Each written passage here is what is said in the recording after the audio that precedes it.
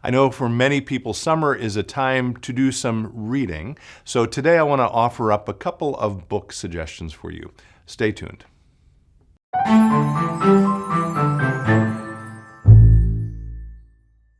Hello friends, Pastor Tim Westermeyer here, Senior Pastor of St. Philip the Deacon in the western suburbs of Minneapolis. Good to be with you as always. We're taping this the week after July 4th, so we are deep into the summer, or the beginning of summer, and it's really hot and humid out here in Plymouth. I don't know what it's like in your neck of the woods.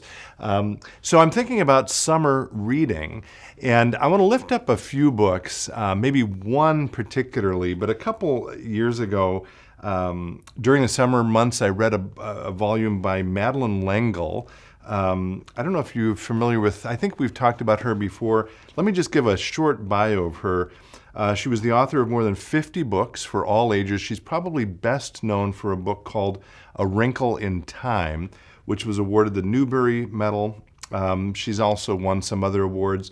She died in 2007. What I did not know until just this morning was that she was the librarian and writer in residence at the Cathedral of St. John the Divine in New York City, which I had the privilege of visiting last year for more than 20 years. Anyway, a couple summers ago, I read a wonderful book. This is actually a volume by her called The Rock That Is Higher, Story as Truth. I totally would commend this as summer reading. If you Google books by her, you will find a number of them with similar covers to this.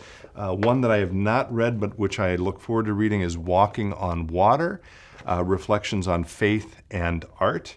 I like the subtitle, Reflections on Faith and Art, given the title of this podcast. By the way, speaking of which, I've posted a couple of Madeleine L'Engle quotes on the parallel Instagram account, Reflections on Faith. So if you're using Instagram, if you're interested in Instagram, check out Reflections on Faith and follow that if you're so inclined. Anyway, the book that I want to sort of lift up as the primary summer read for you in this episode is one of these other volumes by Madeleine L'Engle, similar cover. This one's actually a collection of short pieces from lectures, from notes that she had, and it's assembled by a woman named Carol Chase.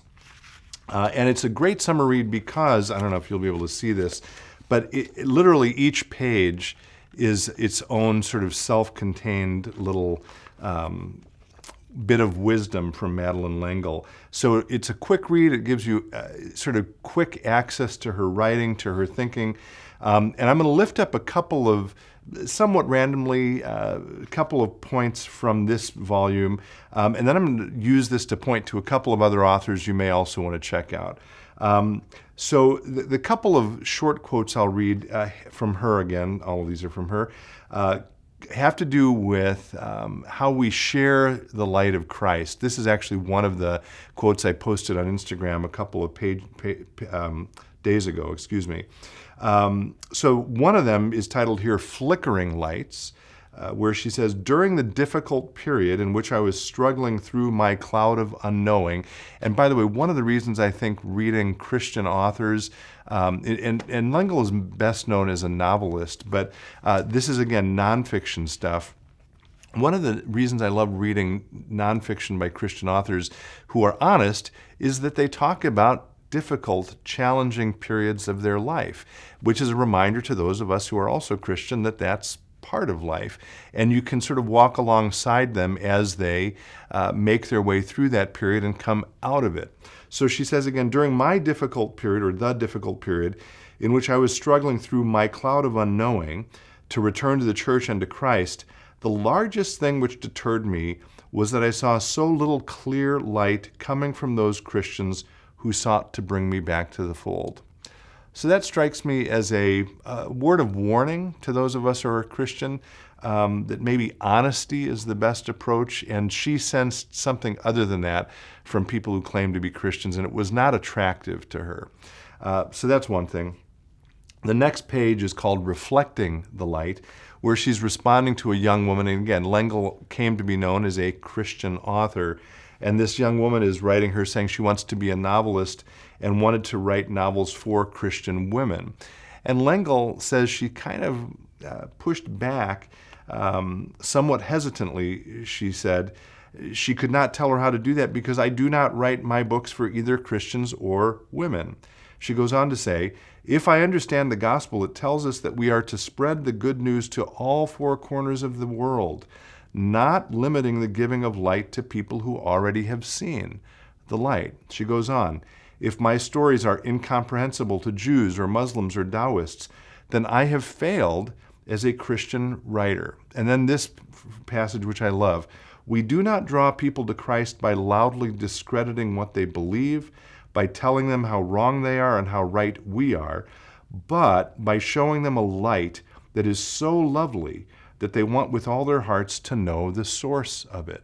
I love that. I think it's a beautiful reminder, again, that we're not called to be pious or holier than thou or to tell people how they're wrong and we're right. We're simply called to live out this light of Christ by loving people in our own lives, however God has called us to do that. Two other quick things, which again point me to maybe two other volumes I'll lift up briefly. One thing from L'Engle, she's called Good Art. Too much Christian art relies so heavily on being Christian that the artist forgets that it also must be good art. And that reminded me absolutely of Flannery O'Connor, and I will lift up as another potential summer read for y'all her collection of letters. It's called Letters of Flannery O'Connor, The Habit of Being.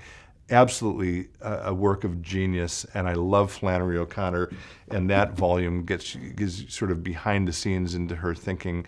And then another thing back to this volume from L'Engle is this line. It's called God's Artistry. It is an extraordinary and beautiful thing that God, in creation, uses precisely the same tools and rules as the artist. And then she goes on to talk about those tools and how God uses those tools and how the artist is also called to use them. That reminded me of Dorothy Sayers. And again, here I've got one of many volumes I own by her. This is another collection of letters, and I find them to be very instructive, letters from authors. So this is the Letters of Dorothy Sayers. This happens to be volume 3. Just last week, I visited with someone who listened to the prior podcast, and he was so grateful for the book that I mentioned about grief that he had not only got that one, but he had bought a few others by that same author and shared them. So I hope and pray recommendations like this are helpful for you. Again, fundamentally, what I'm really saying is check out this volume by Madeleine L'Engle, Reflections on a Writing Life. Maybe I didn't say that. That's what it's called. Madeleine L'Engle herself, Reflections on a Writing Life. I'm just loving going through it. It's breezy, it's quick, but it is filled with a depth of wisdom that I think you will appreciate. And might I say, by the way, I assume a lot of you listening to this do your own reading. Would you be so kind as to recommend what you would offer up as a great summer read or multiple summer reads, either the name of an author you love or the volumes that you think are good? Others will certainly appreciate that as well. I hope you're having a great summer. As always, be well, stay in touch, and God bless.